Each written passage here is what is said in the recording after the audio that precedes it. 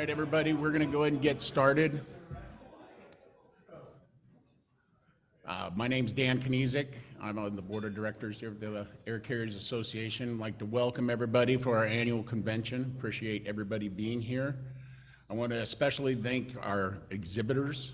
Without our exhibitors and our sponsors, we would not be able to hold the event. So please make sure you take some time to visit with every one of them outside. Greatly appreciated.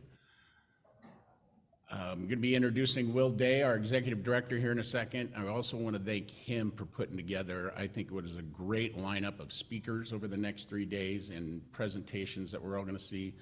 I think it's going to be one of the better events we've had in several years. So once again, thank you for all coming. And hopefully everybody learns at least one thing by the end of the event. Thank you. Thanks, Dan. Good morning, everybody. My name is Will. As Dan mentioned, I'm the Executive Director of the Alaska Air Carriers Association. Thank you for being here today.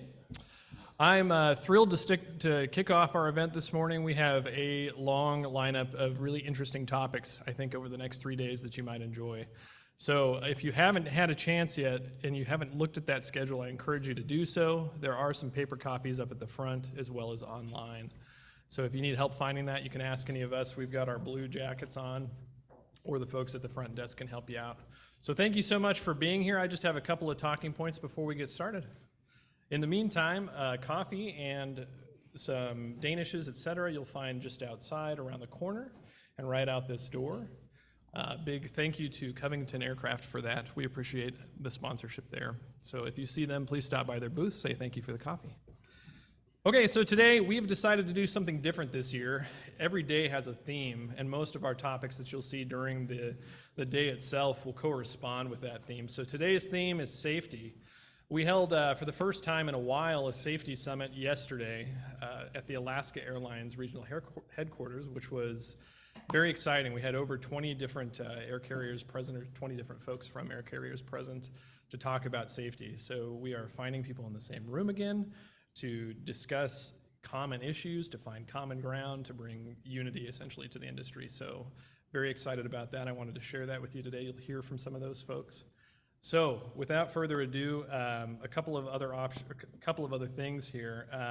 The silent auction, if you haven't seen that yet, I encourage you to take a look around. You'll see some QR codes on your table. You'll have to bear with us with our QR code usage. Please scan that if you're interested. There's some items there that you'll find. Those donations all go toward funding our operations. So we cannot advocate without this event and without the support that you all offer. So thank you so much for that.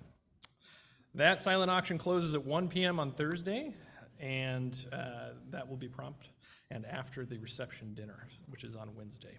So if you have not yet signed up for the reception dinner, it's Wednesday night. If you look at your badge, you should have an asterisk right above our logo if you're going to that dinner. If it does not have one and you think it should have one, come talk to us. We can help you with that.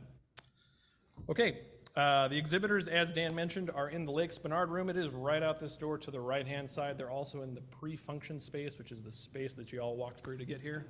You'll see it outside. So please say hello to everybody. They are here to support us and the industry.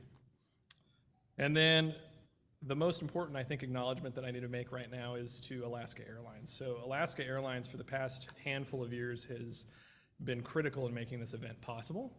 So you'll see their logo around the room today and on various other items. So I just want to say thank you to them and really appreciate what they do to make this possible. All right, without further ado, I'm going to introduce Mr. D. Smith. Mr. D. Smith is the handsome individual coming up this way. He's from the DOT and he does a lot of training for our air carriers. So D, if you would come up, please. Thank you, sir.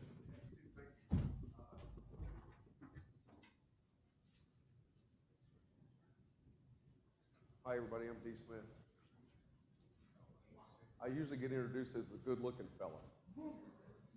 There's a story behind that, but I'll... Movie?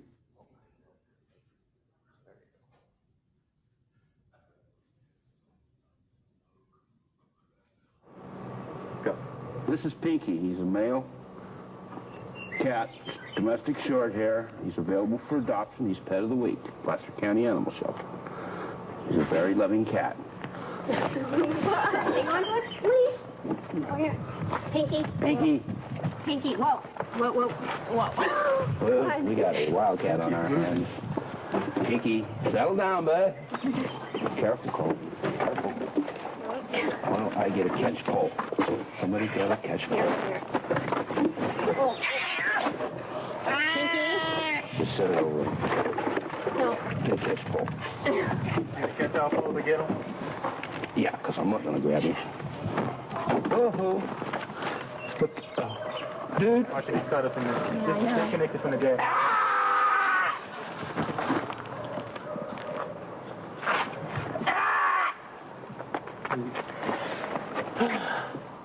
You got him back? You got him in the car? Yeah, thanks. Yeah, wow, man, you never know when something like that's going to happen, right? How many times do you think that they've, had an advertisement with an animal to adopt and everything just went perfect? I mean, obviously a lot. And do you think that they anticipated this? Probably not, right? Or they wouldn't have been videotaping it at the time. And I know it's kind of comical, but it does really talk about things can go wrong, and you never know when they're going to go wrong. My name is D. Smith. I'm with the U.S. Department of Transportation. We train aviation safety for industry and for other federal agencies and for international audiences. So today, I want to give you an opportunity to try to rise above good enough. I want to talk a little bit about good enough. So, good enough. Good enough says, well, we haven't had an accident in a long time, so we don't need to do anything to try to advance what we're doing or try to leverage best practices or emerging training, emerging things. Good enough says, we don't really have the time to do it. Good enough says, we're fine just the way we are. But the thing is, it's like Pinky, you never really know when something could happen. So, like a good friend of mine, Tony Kern, says, and I'm sorry about the video, I guess I'll try it. Tony Kern says there's times when good enough just isn't good enough anymore. Maybe 1 in 1,000, maybe 1 in 10,000. But you don't really get to choose the time that it happens in the reckoning. So one of the best things we can do is we can prevent something from happening by trying to rise above good enough. Every morning I get out of bed and I say to myself, today I want to be better than good enough. And then the next thing I do is I start thinking. I start going into, I'm grateful for this, I'm grateful for what I have, I'm grateful for opportunities. Today, I want to inspire you to try to be better than good enough, and I want to tell you about some opportunities you have that can take you to a place that's better than good enough. We're a federal agency, so we're just cost recovery. Doesn't cost a lot of money to have us. By the way, we'll train here. I have some flyers on the table for you. One of them is dangerous goods. Will asked me to talk a little bit about that. That's not my area of expertise, but I have a colleague who is, so they'll come here and train dangerous good transportation for you. This is about our certificate series. So we offer a certificate series in aviation accident investigation, aircraft accident investigation, and in aviation safety and safety training, things like safety management systems. I'll go down the list in a little bit. But you'll have, if you leverage new knowledge and new skills that you can learn by going to our training or going to other training, I'm not saying that our training is the only thing out there, but it will help you rise above good enough. And it gives you a good opportunity to do that. Gratitude's a really good thing too. I mean, gratitude is, here's one thing I know. If you think something in your mind, believe in your heart, and confess it with your mouth, you can make it happen in your life. I tell people this all the time. You get what you expect. If you expect to rise above good enough, I think you can do it. So here are the areas that we can help you with training. Pretty short list, actually, but I will tell you that when we conduct our training at TSI, and it's not just there, as I said, we travel, we'll go on the road and do it. When we conduct our training for you, you will leave with how to do something, not just knowledge of a regulation. And so when it comes to the new safety management systems rule, the new addition to Part 5, Of course, it's not out yet. I have seen a draft of it, but a draft is a draft, so you don't really know what's going to happen. Here's what I can tell you. It's going to cover other than Part 21. And everybody wants to know what it's going to look like. Well, it's going to look a lot like what we're doing. We're not going to change what 121 is doing. So SMS is SMS. The model is an international model.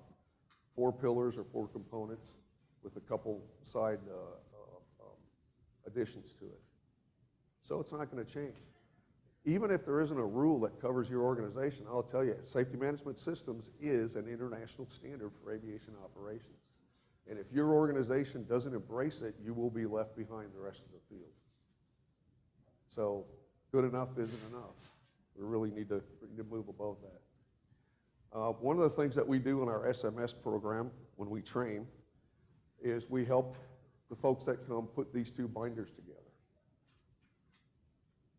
These 2 binders are really your SMS program. We struggled all the time with trying to explain to people what scalable means. Now, these 2 binders aren't going to work for a major air carrier, but they'll work for other organizations. I don't know what size you are or what you have. Here's what the binders look like. You have binder 1, see SMS volume 1. That's policy letters and process documentation. So that book is full of policy letters and processes that are documented and examples of tools that you use. We have all this digitally. Come to the training, you'll leave with these 2 books just about put together for you. SMS data and tools, volume number 2, that's really your file cabinet. So there's blank folders in there with blank sheets. Does anybody here use a flight risk assessment tool? Yeah, okay. So in volume 2, there's a little folder pocket. There's blank frats in there. And when you use a frat, you put it in the little pocket in volume 2. When someone comes to your organization and says, show me evidence that your safety risk management program is working or that you're gathering data, which is really the telltale sign that you have an SMS, you pull out book 2 and you show them, look right here, here's 40 frats we did in the last 3 months or whatever. Or here's the frats we used that actually identified an unacceptable risk and we reduced the risk. And we made a note on that. There's all kinds of stuff and it's blank forms in book 2 that you fill out and keep it. It's your database. Pretty easy to do, pretty simple. Folks, that's scalable. That's what scalable means. Right? I know it's a challenge. Anybody here familiar with Basler turbo conversions? Yeah? Okay, a couple people. How about Sonex, kit plane builders? Yeah, okay. About 3 weeks ago, myself and one of my colleagues we spent a day with Basler and we spent a day with Sonex and we gave them these books, helped them implement them, looked at them, and they thought it was like the Holy Grail. It is a great starting point for your SMS. And I will say this, SMS is something you do. It's not something you have. I hear people all the time raise their hand and say, well, we have an SMS. Well, then are you doing SMS? Because SMS is something you do. It's not something you have. So these books, these 2 volumes right here, will cause you to have activity in SMS and then have documentation of it. So you can show it to anybody that comes and asks you if your SMS is functional. All right. Some other great things tools that we can have is looking at issues in your organization. So I kind of want to leave you with a little, at least a tool for you to use or at least some insight. How many of you in this room, I don't see your hands, would agree with me that your organization has policies, procedures, training, or equipment in place to prevent accidents? Should be everybody. Yeah, I mean, I've never been to an organization that doesn't have some of those. How many of you would also agree with me that we could go to any organization on any given day and find a policy, procedure, training, or piece of equipment for accident prevention not doing what we think it's doing, what it's designed to do, or not working the way we want it to? Hands? Sure. Yeah, of course. In other words, we could find something wrong in every organization, right? That's normal. If you said no to that, then you have an unusual organization. So my question is, how do you find them? How do you figure it out? How do you know where the things are failing in the organization? And SMS will give you an opportunity to do that. And I'll share some insight with you that'll help you too. At least I hope it will. Because good enough's not good. Let me tell you a little true story. I have a good friend named Sally. That's not Sally, but anyway. I took that picture of this young lady. She allowed me to do that. I told her I was going to make her famous and show it to millions of people. And she said, okay, cool. So she works at a tire shop in Norman, Oklahoma. That's where I live. Anyway, Sally was in the Air Force for 24 years. She was a maintainer in the Air Force. She managed maintenance. When she got out of the Air Force after 24 years, she said, I've been under a lot of stress. I've managed a lot of maintenance. It's a busy job. I have a lot of people working for me. I want to go somewhere and just go, just chill out for a little while. Take a 3-month hiatus from stress and kind of transition into a new career. So she went to Midas Muffler. She's at Midas Muffler. A guy comes in one day and says, hey, my exhaust system is making a clankety clank, clank, clankety clank, clank sound. She said, give me your keys. She goes out, she grabs the vehicle, she drives it in the bay. It's supposed to go on a lift, but there's no lift available. Sally is never deterred. She goes over in the corner and she grabs one of these little floor jacks. It's got steel wheels the size of Oreos on them. Everybody's familiar with them. They don't roll, so you have to drag it across the floor and leave scrape marks on the concrete. She goes over the vehicle, puts it under the rear axle, right in the center, jacks up the car. Sound effects are free. She gets on a creeper, goes underneath the vehicle. She's laying on her back. The exhaust system's right here. She grabs a hold. Her feet are sticking out by the front passenger door. And she starts shaking the exhaust system to see where the clankety clank clank's coming from. Anybody see a safety issue with that? Yeah? What is it? What's the safety issue? Yeah, no jack stands, right? No secondary safety to contain it in case it falls.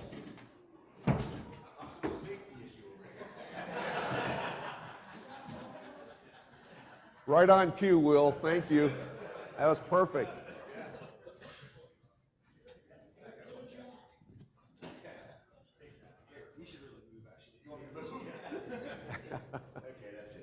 That's why you asked me to move away from this speaker earlier. Anyway, so it's a safety issue, right? Would you agree with me that the situation I just described to you is a condition that exists for an accident to occur? Okay, good. However, what do you think the most probable outcome of that condition that exists for an accident to occur is? Yeah. Say it again all right. Yeah, she finds the problem. She's a good welder too. She welds a little bracket. She puts a new rubber grommet on it. She gets out, lets the car down. Customer pays their requisite $75 or whatever it is. They go home happy. She goes home happy at night, right? But it doesn't negate the fact that the condition existed for the accident to occur. I call those conditions cita fatus. It's my acronym for it. Cita fatu, condition that exists for an accident to occur. The FAA guys like it because it says FAA in it. The ATO guys in the FAA like it because it says ATO, Air Traffic Organization. Anyway, that was not planned. But I call it a condition that exists for an accident to occur. This guy named Heinrich came up with this. It's Heinrich's theory of accident causation in 1931. And here's what he said. Every time Sally puts herself in a position where there's a condition, or any other employee, where the condition exists for an accident to occur, there are 3 likely outcomes. The first one is she goes home, the customer goes home, everybody's happy. That's a cita fatus. That can happen about 600 times. The numbers are not empirical. It just means many times people can put themselves in that condition. Now, a lot of times they're unknown or they're unrecognized in an organization.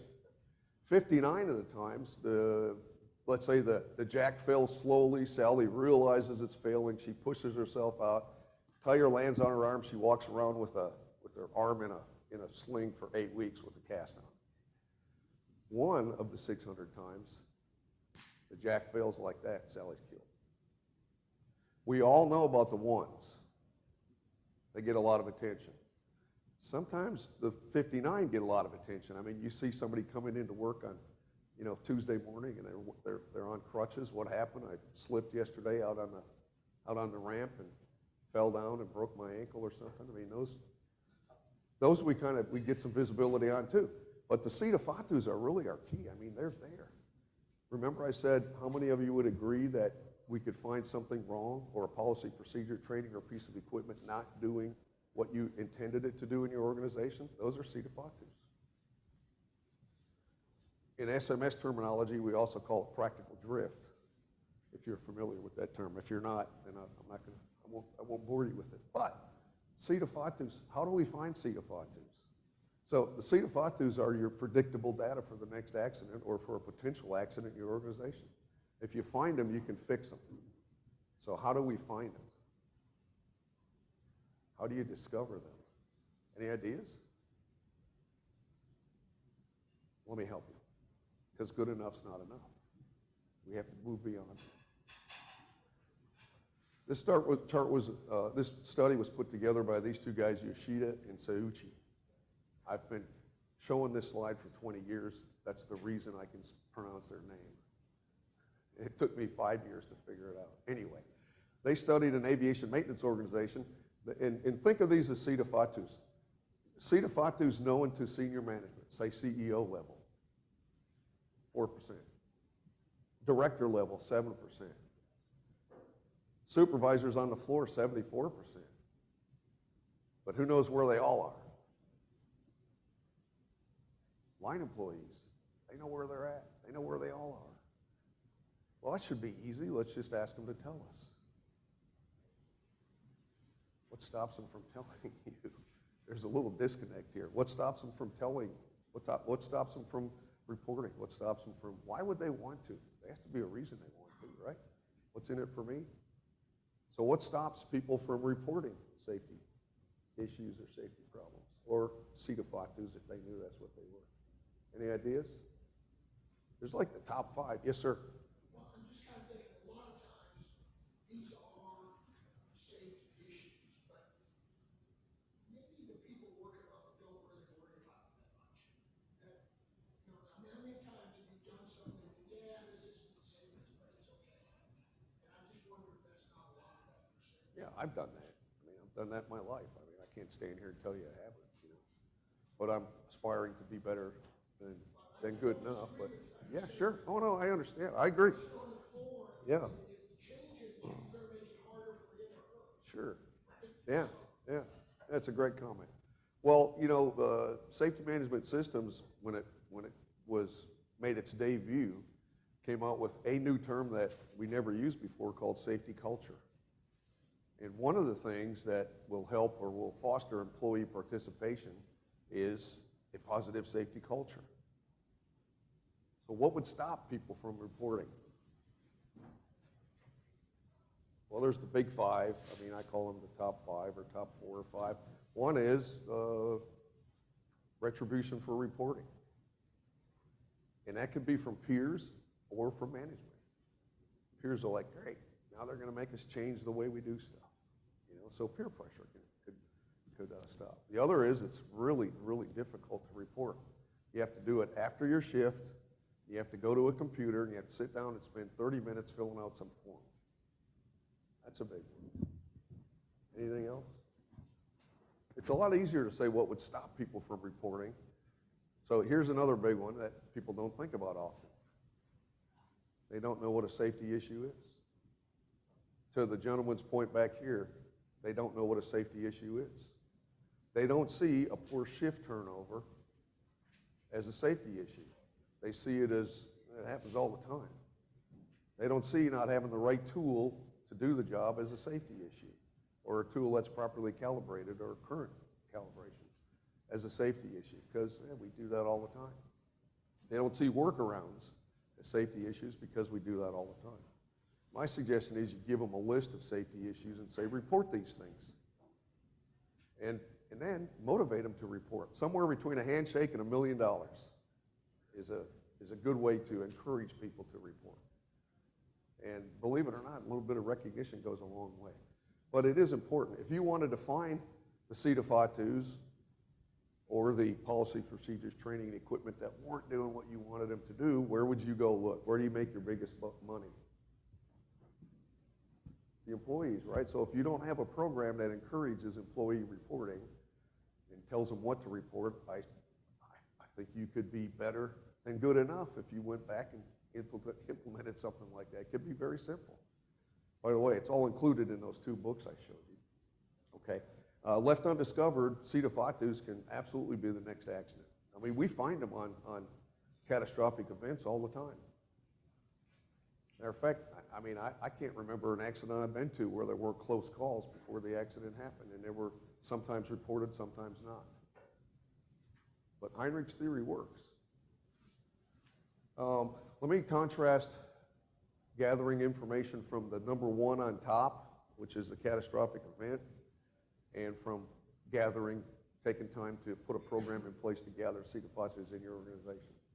So I'm gonna make up a fictitious accident, and I'm using really low numbers, by the way. I'm sure if I asked for a show of hands, I would have people in here that raised their hand that said, we've lost folks in our organization that I knew, that were close to me, that I knew their family, that we worked with for a long time, or I have family that were lost in accidents. So I'm just making this up, but let's say an accident happened, an aircraft crashed, and the direct cost was $200,000 for the aircraft. So pick an aircraft that's $200,000, okay? The indirect cost by most standards today says usually it's 3 times more than the direct cost. I think that's a little conservative, but we'll go conservative, that's okay. And let's say there are 3 people or 4 people on board, so there are 4 souls lost in this accident. How often does that happen? Every 10 years? Every 20 years? I mean, if you've had a catastrophic event or an accident like that where you lost people that you know, it doesn't happen all the time, it doesn't happen a lot, but it happens every so often.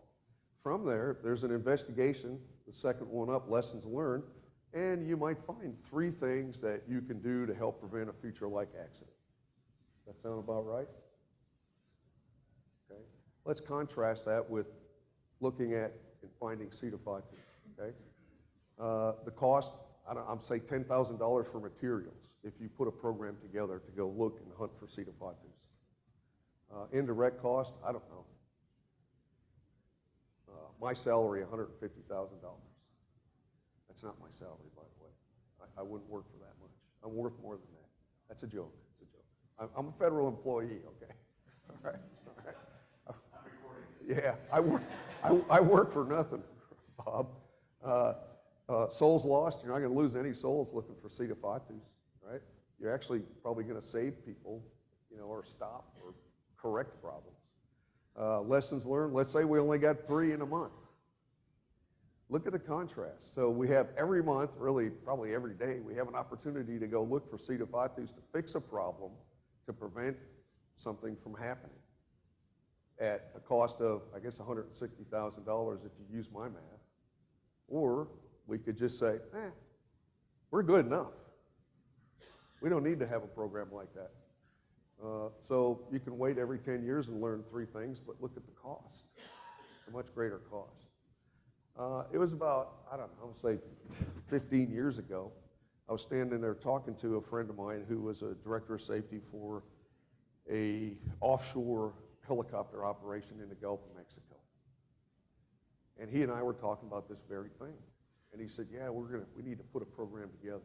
About that time, the CEO of the organization walked up. And my friend said, I want to introduce you to D. Smith, blah, blah, blah. We were just talking about, you know, a program to go find issues in the organization referencing this.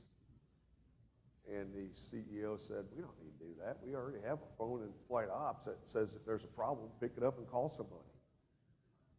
See, that's what good enough says. That's what I say, that's good enough. We're good enough. We don't need to. Listen, there's new, emergent best practices. There's knowledge out there about safety in your organization, and there's ways to gather that and gain new skills that can help you prevent accidents in your organization. My hope today is that I could encourage you to move beyond good enough and go seek that stuff. And I'm here to help. There's flyers on your table. I have some business cards. So whatever we can do, and trust me, I will also tell you that I have sat behind closed doors. You guys at the table back there, the FAA guys, put your earplugs in. I've sat behind closed doors and signed non-disclosure agreements with airlines to talk about issues and problems they have, that every airline has, and help them fix those. And that's what I've probably helped several thousand organizations implement SMS, me and my team combined, at least several thousand in the last 20 years. We're truly here to help. Ask the CEO of Basler and ask the president and owner of Sonics. We went and helped them with these books. We did it because I run a experimental accident investigation course in Oshkosh, and they give us tours of their facility. They let the class come and tour their facility. Basler's pretty cool if you've never been there. They take old DC-3s and chop them, stretch them 40 inches, put PT-6s on them. Comes out of there 0 time with a supplemental type certificate. It's a pretty cool operation. But anyway, because they do that for us, we just help them for nothing. And they were very grateful. They see the new rule coming to affect them. Sonics, it won't be tasked with SMS, but they wanted to improve their image, and that's why they brought on SMS, and it's going to help them a lot.